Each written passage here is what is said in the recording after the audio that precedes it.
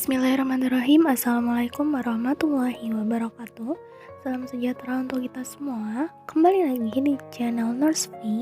Jadi di video kali ini kita akan latihan salkom lagi, khususnya keperawatan medikal bedah.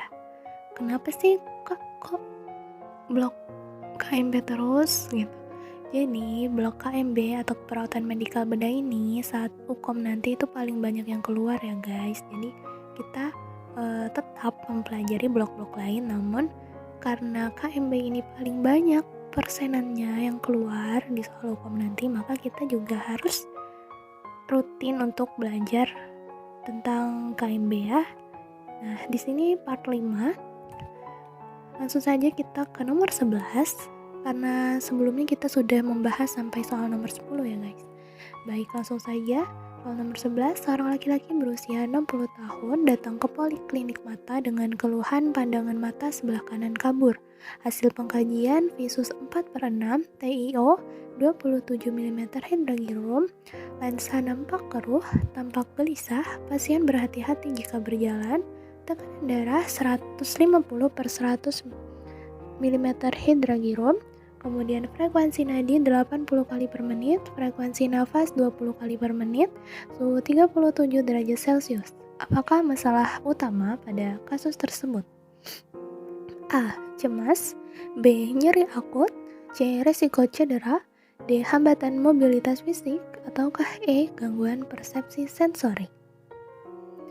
Jadi seperti yang tertera di kasus, pasien tersebut mengalami keluhan pada matanya ya guys. Ada didukung dengan data visusnya 4/6, kemudian TiO atau tekanan intraokulernya 27 mm hydrogirum, di mana rentang normalnya itu 10-21. Nah, jadi di kasus ini pasien tersebut mengalami peningkatan tekanan intraokulernya. Kemudian ada juga lensa nampak keruh, gelisah, dan berhati-hati jika berjalan. Nah, kira-kira mana nih dari kelima pilihan yang lebih tepat?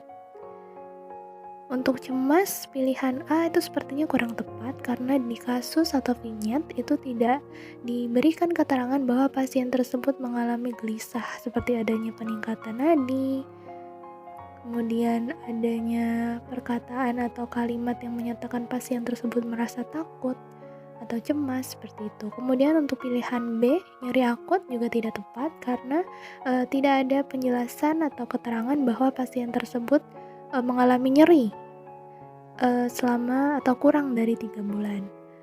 Biasanya kalau nyeri akut itu diiringi dengan data PQRST ya guys. Kemudian untuk resiko cedera di kasus juga sepertinya kurang tepat karena tidak dijelaskan adanya kondisi lingkungan sekitar pasien seperti penerangan yang kurang atau lantai licin seperti itu. Kemudian untuk hambatan mobilitas fisik itu juga kurang tepat karena di kasus itu tidak dijelaskan adanya keterangan kekuatan otot atau skala kekuatan otot seperti itu.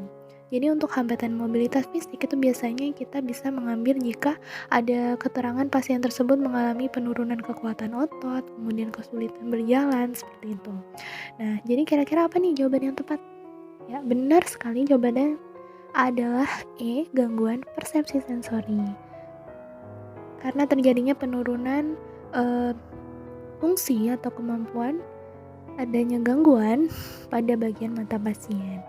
Jadi kalian bisa mengambil diagnosa gangguan persepsi sensori itu jika adanya perubahan persepsi terhadap stimulus baik internal maupun eksternal yang disertai dengan respon yang berkurang, berlebihan atau terdistorsi. Next, soal nomor 12. Seorang laki-laki berusia 56 tahun dirawat di ruang penyakit dalam dengan pneumonia. Hasil pengkajian fisik, pasien sesak, suara nafas ronki pada paru kanan dan kiri, irregular dan terlihat menggunakan otot bantu pernafasan. Perawat sudah melakukan tindakan nebulisasi menggunakan ekspektoran, namun sekretnya masih sulit dikeluarkan. Terpasang oksigen nasal 3 liter per menit. Apakah tindakan perawat selanjutnya? A. Mengatur semifowler. Kemudian B. Melakukan fisioterapi dada. C. Melakukan auskultasi paru. D. Mengajarkan batuk efektif. Kemudian E. menganjurkan untuk tarik nafas dalam.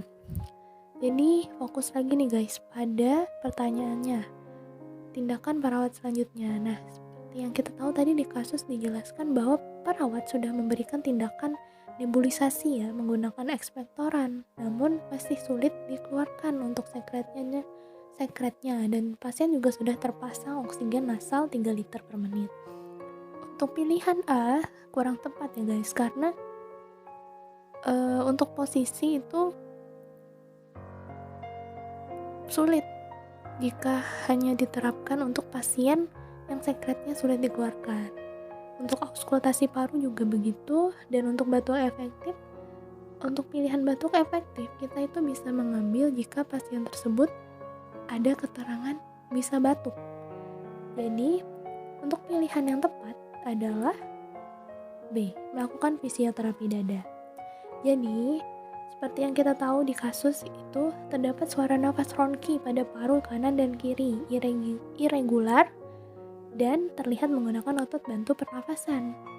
Jadi kemungkinan besar masih ada sekret-sekret yang mengumpul pada bagian paru kanan dan kiri, dan kemungkinan juga sekret tersebut berada pada posisi yang sulit dijangkau jika hanya menggunakan tindakan nebulisasi. Maka dengan menggunakan atau melakukan fisioterapi dada, maka itu akan lebih memudahkan pasien untuk mengeluarkan sekretnya. Jadi jawabannya adalah B.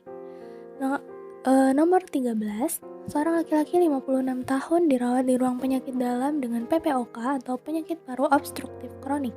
Hasil pengkajian, pasien mengeluh sesak dan kelelahan, batuk berdahak, terdapat ronki di bagian medial dan basal paru kanan, dan pasien sulit mengeluarkan dahak. Tekanan darah 130/80 mm Hg, frekuensi nadi 90 kali per menit, frekuensi nafas 30 kali per menit, suhu 37,5 derajat Celcius, saturasi oksigen 96%. Saat ini pasien sudah mendapatkan terapi oksigen 3 liter per menit. Apakah intervensi perawatan utama yang tepat pada kasus tersebut? A. Beri oksigen dengan masker 6 liter per menit. B. Kolaborasi pemberian bronkodilator. C. Lakukan fisioterapi dada. D. Posisikan semi Fowler. Ataukah E. Ajarkan batuk efektif. Ini juga sangat jelas ya guys, seperti soal nomor 12 tadi. Di kasus itu dijelaskan pasien mengeluh sesak, kelelahan, batuk berdahak, kemudian terdapat ronki di bagian medial dan basal paru kanan dan sulit mengeluarkan dahak. Jawabannya ya benar sekali, C. Lakukan fisioterapi dada. Soal nomor 14, seorang perempuan berusia 55 tahun terpasang chest tube yang disambungkan ke water seal drainage atau WSD dengan sistem 2 botol. Saat pasien bergerak, tiba-tiba selang tertarik sehingga botol kedua tergelincir dan menyebabkan botol tersebut pecah. Apakah tindakan awal yang harus dilakukan oleh perawat? A. Sembuhkan kembali ke botol yang utuh. B. Lem selang yang dekat dada. C. Lepaskan selang dari dada. D. Bersihkan pecahan botol. Ataukah E. Ganti dengan botol baru. Jadi, untuk tindakan awal yang harus dilakukan oleh perawat yang benar adalah B. Lem selang dekat dada. Jadi, untuk pilihan yang lain kenapa sih nggak tepat, Kak? Karena kan di kasus dijelaskan bahwa botol yang kedua itu tertarik dan tergelincir yang menyebabkan botol tersebut pecah.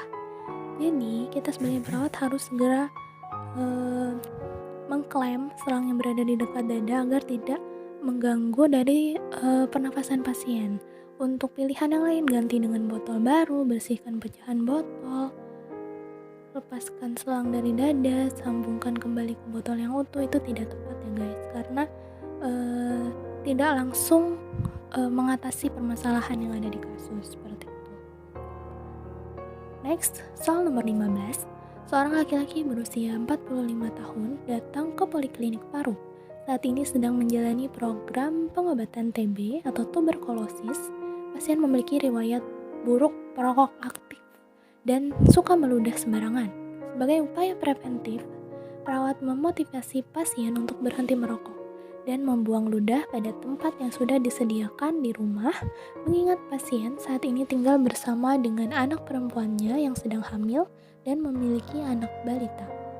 Apakah prinsip etik yang diterapkan oleh perawat tersebut? A. Non-maleficence. B. Confidentiality. C. Beneficence. D. Autonomy. Ataukah E. Fidelity. Jadi sebelum kita menjawab soal ini, dipastikan kita sudah memahami ya guys untuk arti dari setiap pilihannya. Untuk A, non-maleficence itu artinya tidak merugikan, atau kita melakukan tindakan yang tidak merugikan pasien, seperti kita memasang setral pada pasien agar untuk mencegah terjatuh. Kemudian untuk pilihan B, confidentiality, itu untuk kerahasiaan. Jadi kita sebagai perawat harus menjaga kerahasiaan data pasien jika hal tersebut tidak dibutuhkan di luar lingkup kesehatan, maka kita tidak boleh menyebarkan informasi kesehatan pasien tersebut. Untuk C, beneficence, atau berbuat kebaikan atau melakukan tindakan sesuai SOP dan tidak merugikan atau tidak ada efek samping dari tindakan tersebut. Kemudian untuk D, autonomi, atau kita bisa memberikan pasien kesempatan untuk menentukan sendiri nasibnya. Misalnya nih, kita memberikan kesempatan pada pasien untuk berpikir ulang apakah ingin tetap dipasang kateter atau tidak, seperti itu. Jangan lupa untuk autonomi, nanti kita juga akan memberikan lembaran inform consent untuk lembar dokumentasi jika pasien tersebut tidak menyetujui ataupun menyetujui dari tindakan yang akan diberikan. Dan untuk fidelity, itu artinya menepati janji. Jadi jika kita sebagai perawat memberikan janji nih kepada pasien, nanti jika ada keluhan lagi bisa panggil saya. Nah, maka kita harus menepati janji tersebut, seperti itu. Jadi apa nih kira-kira sesuai vignette atau kasus di soal nomor 15 ini? Jawabannya adalah C, beneficence. Kenapa sih beneficence? Jadi di kasus kan dijelaskan tuh, pasien tersebut memiliki riwayat buruk perokok aktif dan suka meludah sembarangan. Sebagai upaya preventif, perawat memotivasi pasien untuk berhenti merokok dan membuang ludah pada tempat yang sudah disediakan di rumah. Jadi itu tuh beneficient dikarenakan kita sebagai perawat sudah memberikan upaya preventif itu sesuai SOP dan tidak ada efek samping yang akan dirasakan oleh pasien.